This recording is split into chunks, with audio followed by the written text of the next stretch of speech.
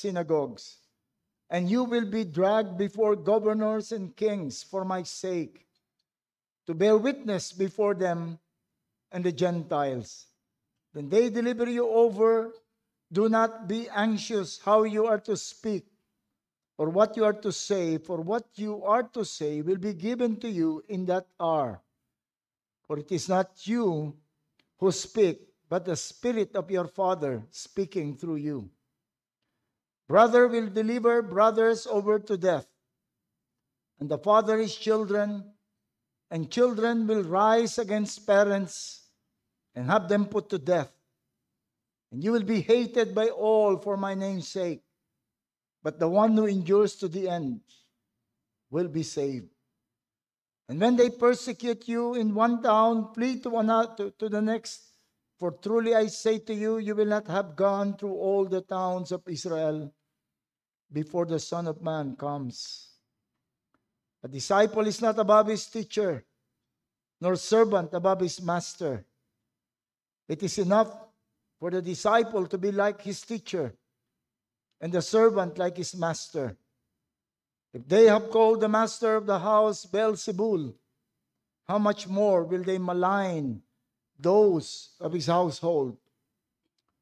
So have no fear of them, for nothing is covered that will not be revealed, or hidden that will not be known. What I tell you in the dark, say in the light, and what you hear whispered, proclaim on the housetops. And do not fear those who kill the body, but cannot kill the soul.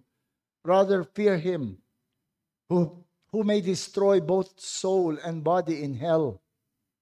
Are not two sparrows sold for a penny? And not one of them will fall to the ground apart from your Father. But even the hairs of your head are now all numbered. Fear not, therefore. You are of more value than many sparrows. So everyone who acknowledges me before men, I will acknowledge before my Father who is in heaven. But whoever denies me before men, I also will deny before my Father who is in heaven. Do not think that I have come to bring peace to the earth. I have not come to bring peace but a sword. For I have come to set a man against his father, and a daughter against her mother, and a daughter-in-law against her mother-in-law. And a person's enemy will be those of his own household. Whoever loves father or mother more than me is not worthy of me. Whoever loves son or daughter more than me is not worthy of me. And whoever does not take his cross and follow me is not worthy of me. Whoever finds his life will lose it, and whoever loses life for my sake will find it. Manalangin po tayo. O aming Panginoon, muli kaming lumalapit sa iyo at humihingi ng patnubay at gabay sa amin pong pakikinig ng iyong salita. Mangusap ka nawa sa amin, Panginoon, and address the needs of our hearts. Bigyan mo po kami ng maliwanag na pag-iisip at ng bukas na puso. At dalangin namin ang iyong lingkod na sana'y ilalagay mo po sa iyong mga kamay muli at gagamin mong instrumento for two things: to call sinners to repentance and also to cause growth among those who are already in you. Thank you, Father. In Christ's name, amen. When Christ was born, angels appeared before shepherds and announced that the child to be born is a child who will bring peace to the world. Magdadala ng kapayapaan. This is just an echo of what Isaiah said, that the one to be born, one of the names that would be attached to the one who is born would be the Prince of Peace. Jesus Christ is the Prince of Peace. Jesus Christ came to bring peace. And yung blessing ng ating Panginoon at nag-inadapt ng mga alagad niya is peace be with you. And yet in our passage, Jesus Christ said, do not think that I have come to bring peace to the earth. I have not come to bring peace, but sword.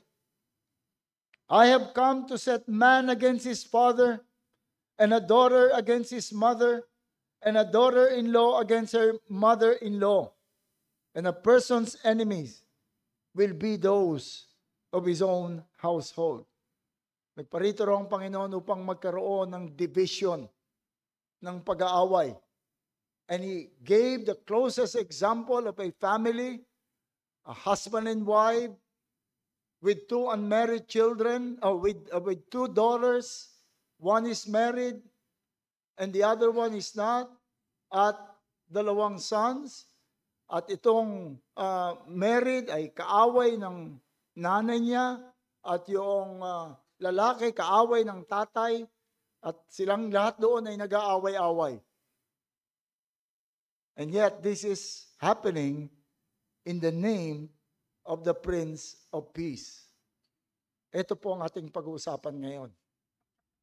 Para po maintindihan natin ito, tingnan po natin yung general picture na nasa isip ng ating Panginoon at ina-assume niya na naroon din, o hindi ina-assume but He knows na naintindihan ng kanyang mga alagad. So firstly, let us say that men in general are united in the rebellion against God. Men in general are united in the rebellion against God. It started right after the fall and went on through history. Remember, nung magkaroon ng pagkahulog, magkaroon ng pagkakasala, ay agad sinabi ng ating Panginoon that I will put enmity between you and the woman, between her seed and your seed, that there will be two groups of people.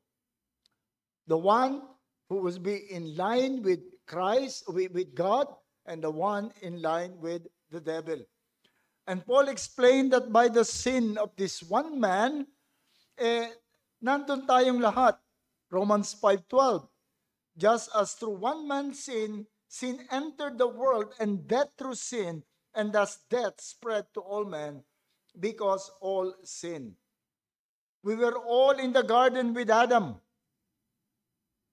We were all riding on the back of Adam.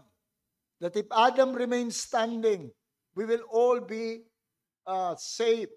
But if Adam falls, we will all fall with Adam. But Adam fell, and we all fell with Adam. We rebelled with Adam.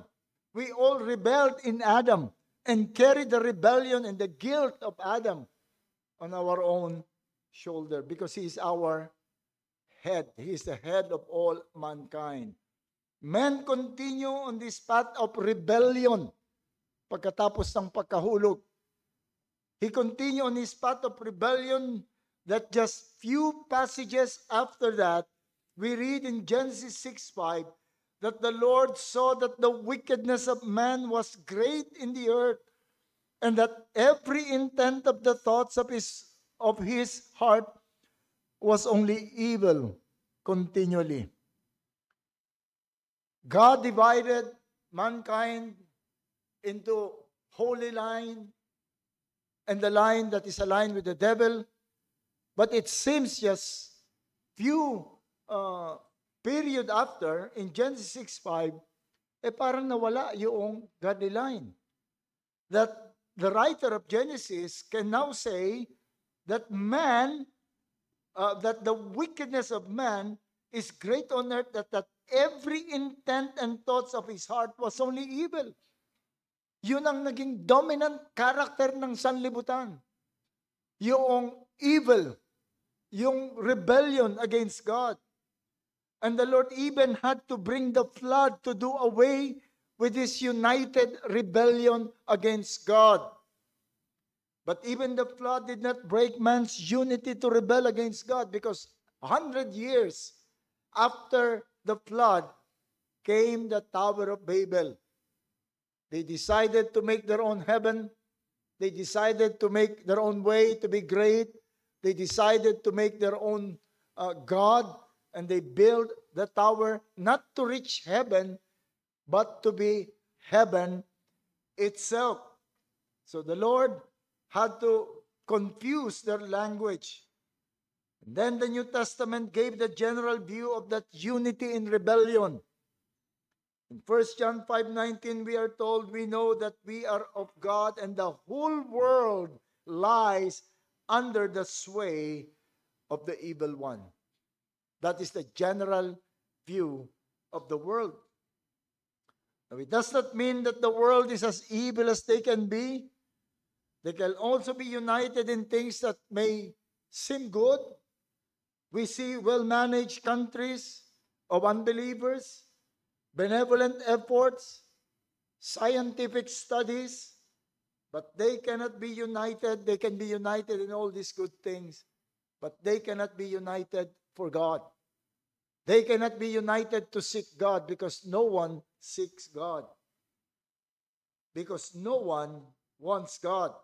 They cannot be united in truth. They cannot be united about God, the God of the Bible. But the Lord has always, in all this dominance of the evil generation, the Lord has always had His people whom He separates from the rest of the world while the world is united to rebel against God. Laging may tao ang Panginoon. Lagi siyang merong naroon na hiwalay sa kanila. And this He declared right after the fall, I will put enmity between you and the woman, between her seed and your seed. Meron siyang kaunti na naroon. Meron siya rin na itinalaga na magiging sa panig ng ating Panginoon. And then came the patriarchs. Sumama-sama pa rin ang mundo even after Noah, even after Babel. Naging masama pa rin ang mundo. And the Lord called someone, Abraham. And si Abraham was separated from that rebellious surrounding, that rebellious culture, from Ur, from being idolatrous. He called Abraham and separated Abraham from them. Then came the period of what we call the patriarchs. From Abraham, there was Isaac. Even in Isaac, there was some separation of the godly line. And from Isaac, Jacob. And from Jacob came the kingdom of Israel. The nation of Israel that was declared to be a nation for God. A nation that would represent the kingdom.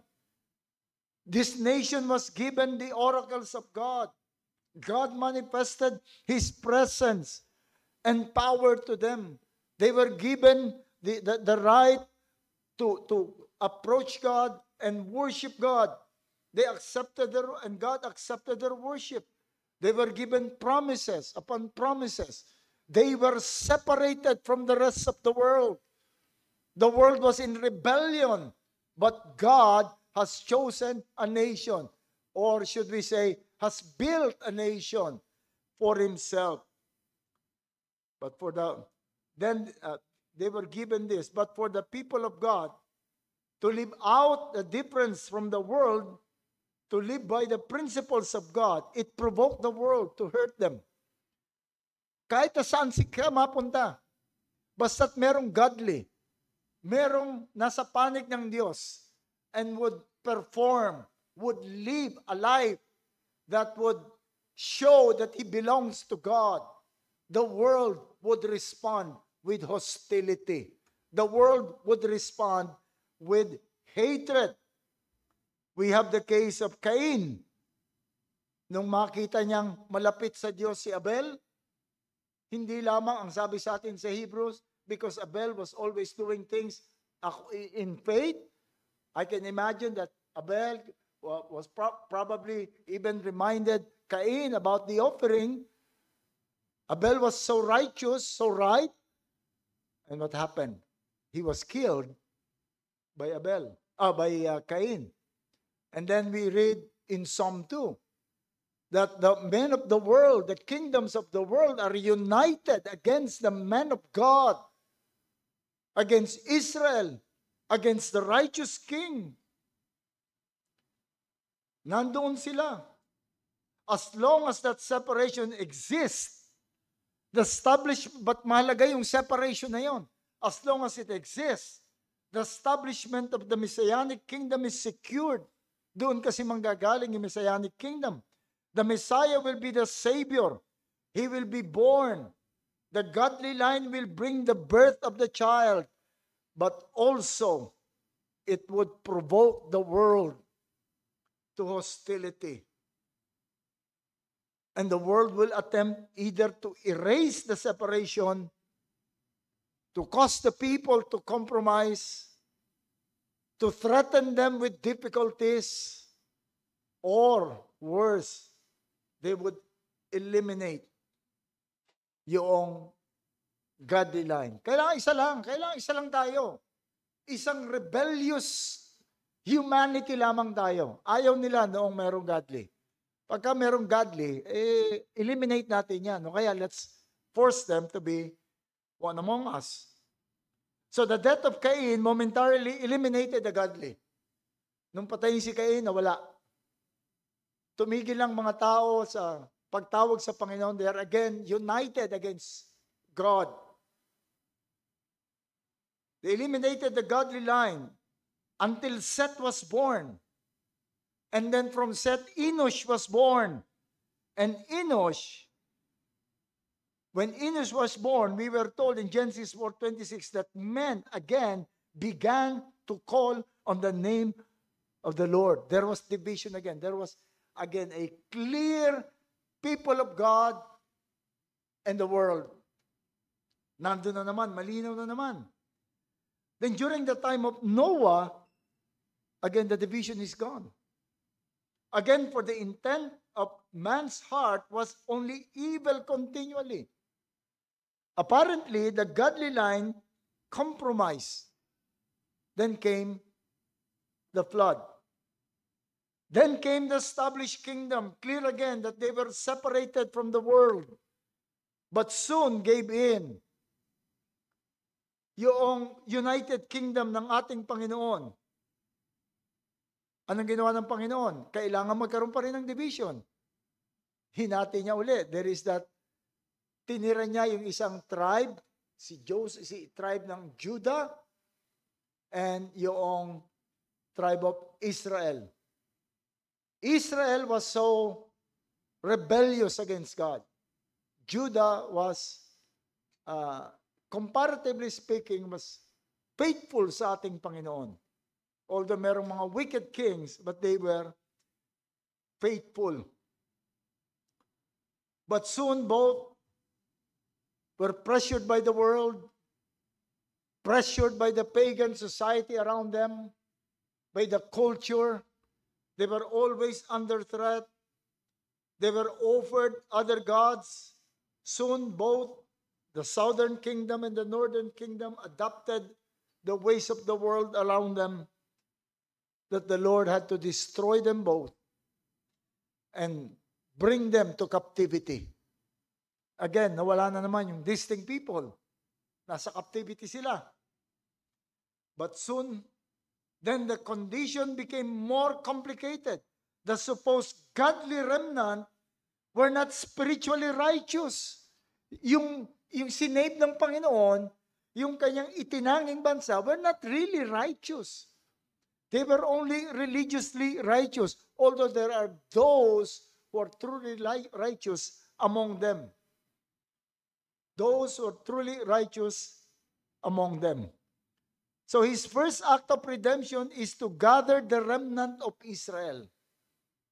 He sent again, we have discussed this many times, he sent John the Baptist, call on the remnant, so that those remnants will come out from the main nation of Israel and be regarded as the faithful ones. And so many followed John the Baptist, but still, it was still a mixture of believers and unbelievers. And so another reformer came, Jesus Christ, to call them. He preached a message of repentance, for the kingdom is near. He called them to deny themselves, to take up the cross and follow him, to get out of the world. He presented to them the kind of characteristic that the people of the kingdom must possess. We have the Sermon on the Mount. He preached on a righteousness that exceeds the righteousness of the religious people of their time. Imagine if you were among those religious of Israel. You were looking up at the Pharisees. And in yung pag-look up nyo sa mga Pharisees, nasasabi nyo talaga, ang hirap nito. Hindi ko siguro kakayanin ito. Pero okay lang. Andyan na tayo. And then came Jesus Christ, who would tell you, unless your righteousness will exceed the righteousness of those people that you admire, you cannot enter the kingdom of heaven. What will you do? You will give up if you are not really faithful. But the faithful will cling to the promised Savior. And his ultimate method of separating them was his apparent defeat.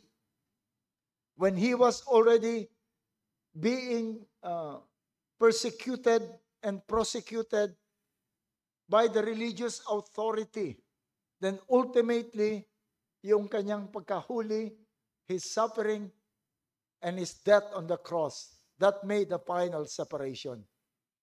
Nagkaroon ng paghihiwalay. Because those who are not truly servants and believers, the promises of God, they turned their back upon Jesus and shouted, "Crucify him! Crucify him! Crucify him!" Then through his disciples who remained faithful, the true remnant of Israel, he told them to bring the gospel to the uttermost part of the world and call the Gentiles to Jesus Christ. And there was again that entity, that community that is unique, that community that represents the people of God, the kingdom of God. They were again separate from the world. During the time of Israel, Israel was the people of God, and the rest of the world are simply Goyim. They were simply Gentiles. And in Christianity, they were the disciples of Christ. They were the disciples of the way, kung tawagin sila. Then later on, they were called Christians. And the rest are simply pagans, unbelievers. But their uniqueness, again, provoked the world's hostility.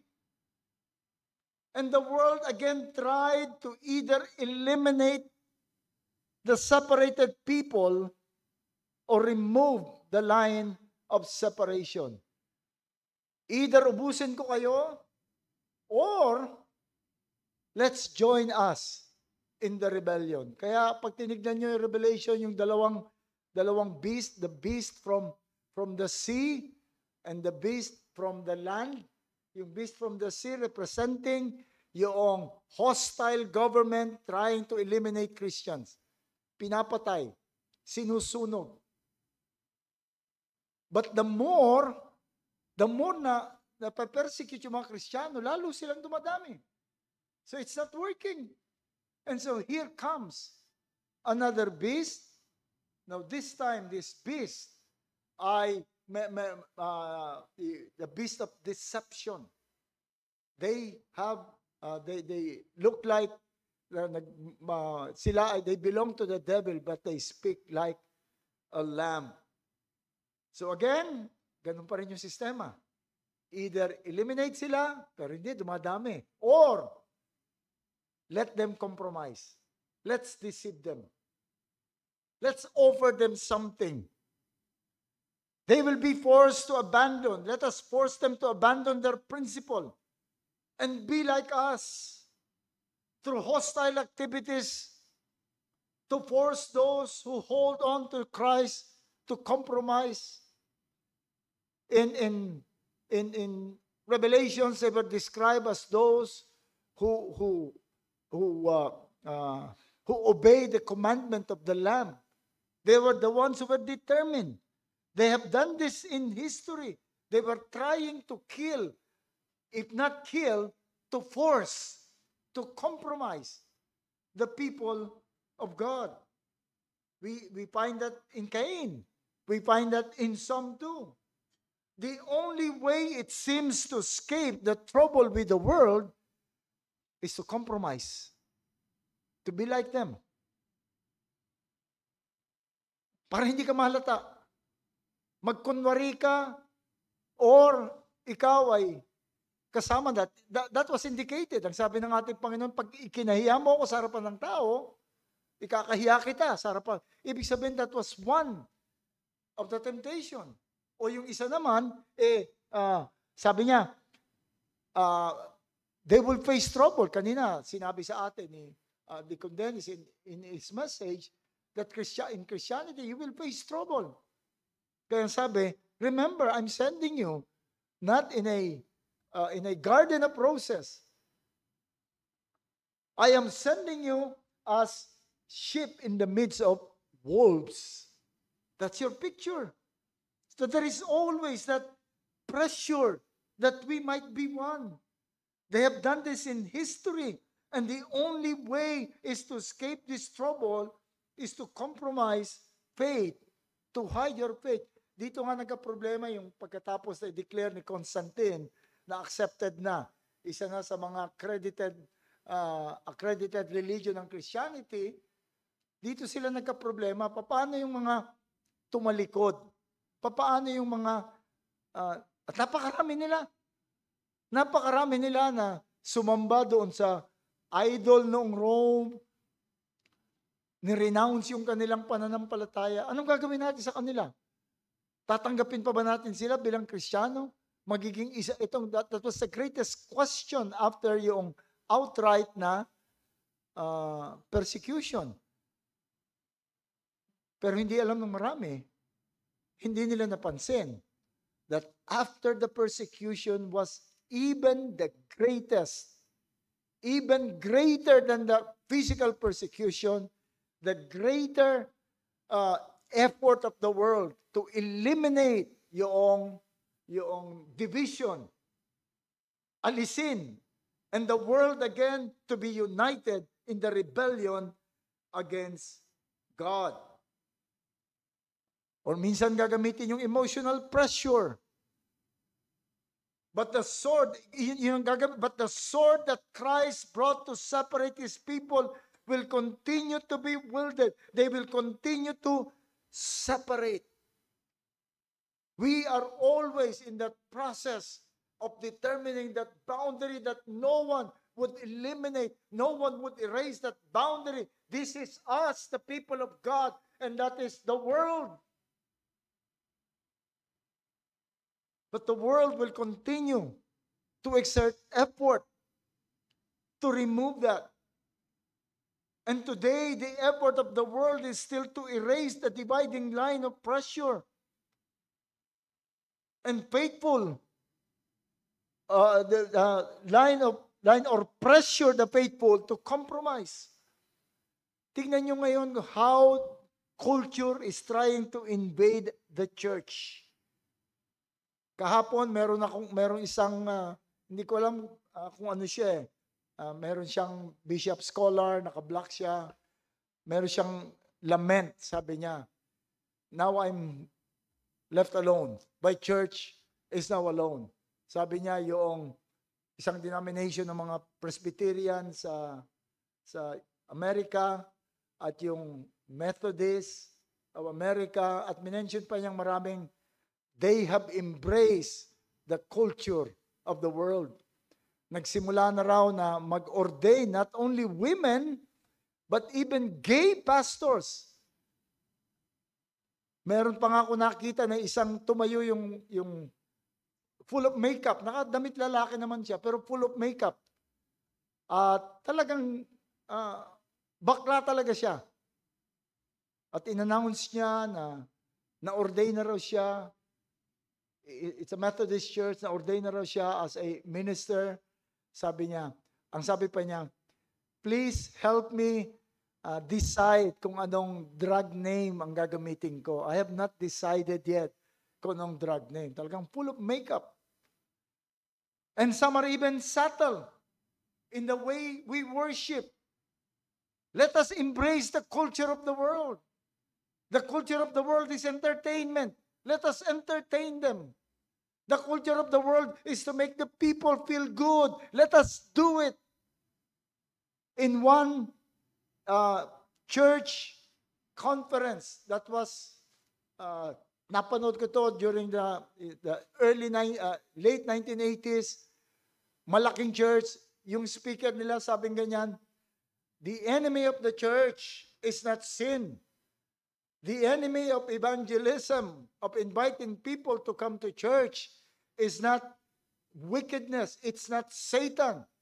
The enemy is McDonald. Nagulat yung mga tao kung anong ibig niya sabihin. Sabi niya, ano yun? Pinaliwanag niya. On Sunday, people are out to entertain themselves. They're all in McDonald's. Siguro bago pa yung McDonald's noon, kaya sikat yun. Wala pa yung mga malls. So let us not compete against sin. Let us not compete against the world. Let us compete against McDonald's. If they would offer a 1 pounder, let us offer a bigger, more attractive thing. At doon nagsimula yung kanilang church. Yun yung kanilang prinsipyo. Let us embrace. Tignan nyo ngayon ng mga preacher sa mga ayos. Now, maring may reason sila doon, pero tignan nyo, kailangan ngayon mga preacher puno ng tato. May mga piercing, nakamaong, at why? To attract the millennials. Let us meet them where they are. Let us embrace the culture of the world. The world is invading the church. And the church is welcoming the world, that we can no longer distinguish which is the world and which is the church. Just mention the name of Jesus. Just raise your hand in apparent praise to Jesus. You're a church that can be accepted. And people are just flocking in these churches. People are just embracing this because we feel good in this church. Because we are entertained in this church. That's the condition that we are in now. Nawawala na. Biblical morality is replaced by system and programs. The church are no longer bothered how you live in the homes, how you treat your wife, how you treat your husband, how you are to your neighbors, what you do in your private lives, what you do during the dark, what you watch in your computer.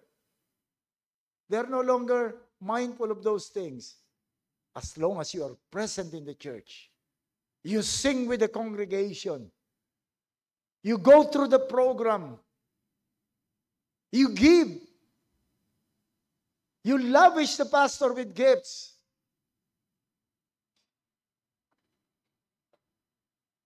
And it's okay. It has replaced discipleship with programs and activities.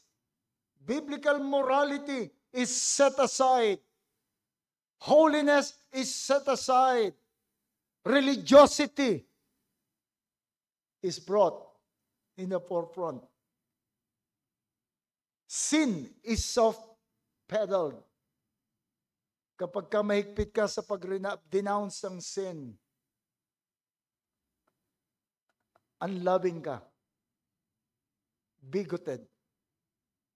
The world is trying to embrace us. Ngayon, huwag kayong magtaka kung maraming mga churches na mag-switch na ng gawing adjustable na. I heard this. Gagawin na nilang adjustable yung Sabbath because they can no longer keep the first day, Lord's Day. E di mag-adjust tayo. In fact, na-invite na ako sa isang, believe it or not, Conservative Baptist Church. That was early 90s. Conservative Baptist. In-invite ako, hindi ko alam kung, akala ko, ordinary gathering. Pagdating ko ron, church service. And it's a Friday. It's a Friday. Tapos nag-Lord Supper pa. Ang ginamit pa nga namin yung mga, lalagyan ng lalagyan ng film. Hindi na yung black na Kodak, ilalagay. Yun ang ginamit namin noon kasi yung pastor nila, o sa photographer, yun ang ginamit namin. Sabi ko, bakit kayo Friday nag-worship? Kasi ang hirap mag-gather na Sunday. May mga outing, may mga business, may yung mga recreation center. You can no longer. You try to be strict with Sabbath, and people will leave you. People would refuse to be part of your church. I don't want to the church. Gusto maghapon kami. Sobra yung pastor na wala ka lang ng isang service, tatanungin ka. Because they want to embrace the world. They want Christians, they want those who profess Christians, believe that they are Christians.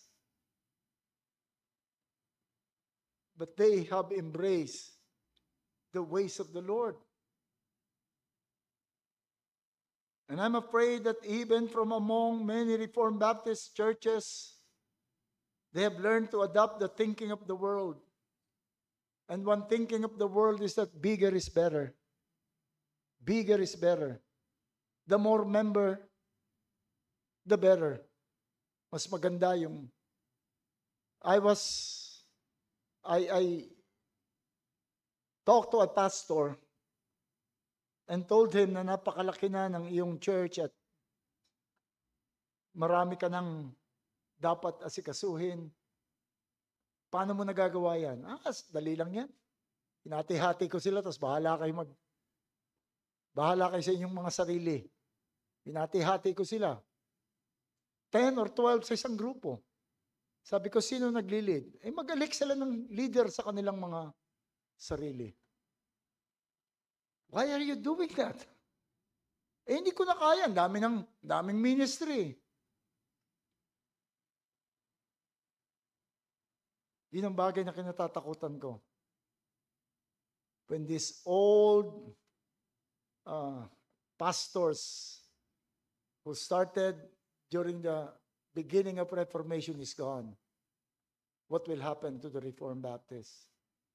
What will happen? And another principle of the world, if it works, it must be good. Do it. Adopt it. Pragmatism, they want result.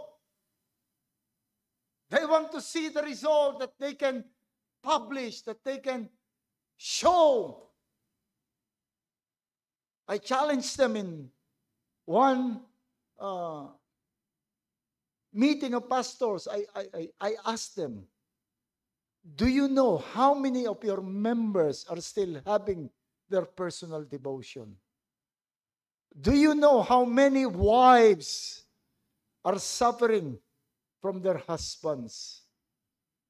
Are you aware how many are struggling with pornography? Are you aware how many are hiding their sins?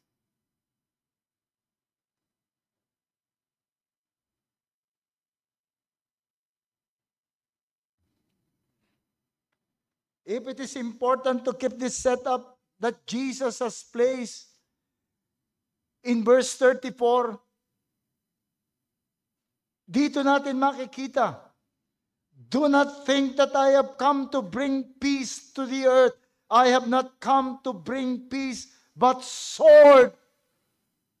There must be a division between the people of God and the world, between the faithful and the unfaithful, between the hypocrites and the true. The sword of division must remain. And we are even warned that two things can undermine. Dalawang bagay. Unang-unang maka-undermine para ang isang Kristiyano ay mag-compromise is the difficulties of rejection, of hostilities, of hardship. But Jesus said that even in those things, the division must remain. Sabi niya rito sa atin, beware of men, for they will deliver you over to courts and flog you in their synagogues, and you will be dragged before governors and kings for my sake, to bear witness before them and the Gentiles. When they deliver you, do not be anxious how you are to speak or what you are to say. What you are to say will be given to you in that hour. For it is not you who speak, but the Spirit. And brothers will deliver brothers over to death. The father is children, and the children will rise against parents, and I have them put to death. And you will be hated by all for my name's sake. But the one who endures to the end will be saved. Let that sort of division remain even in difficulties. Mapahiwalay kayo, so be it. Maghihirap kayo, so be it.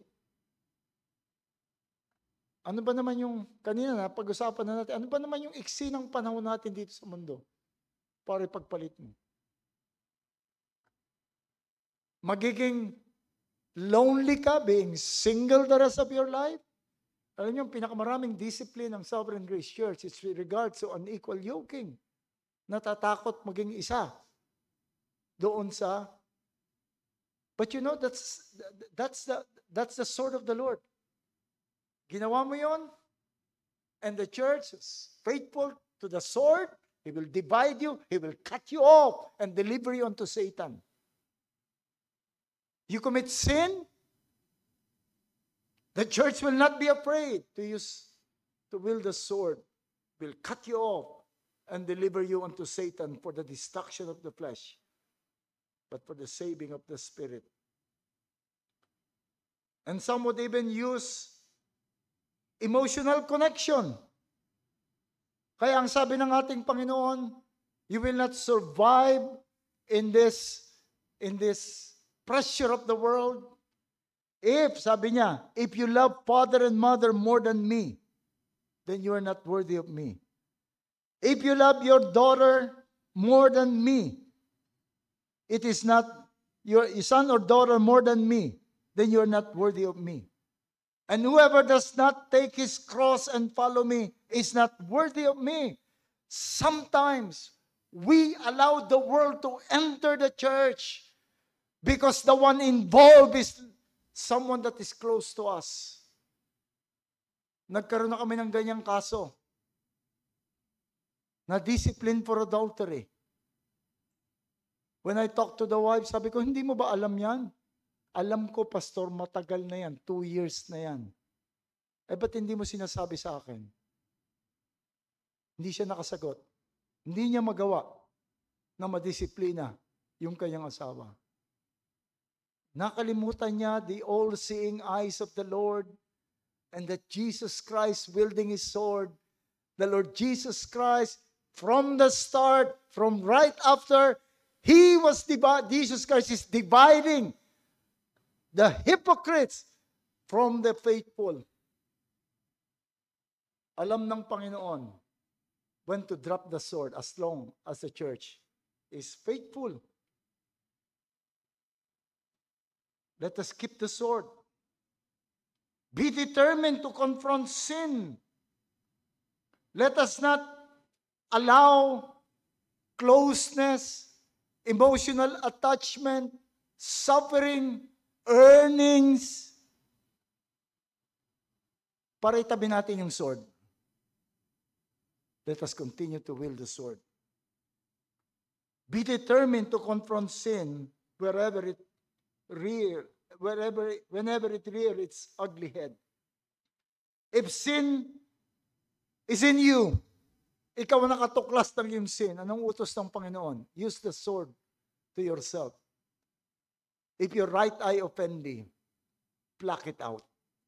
If your right hand offend thee, cut it off. Anything that can keep us away from the Lord. If the sin is in others, do what is required. If there is a need of rebuke, rebuke. If there is a need of discipline, then discipline. If the sin is directed against us, then bear it.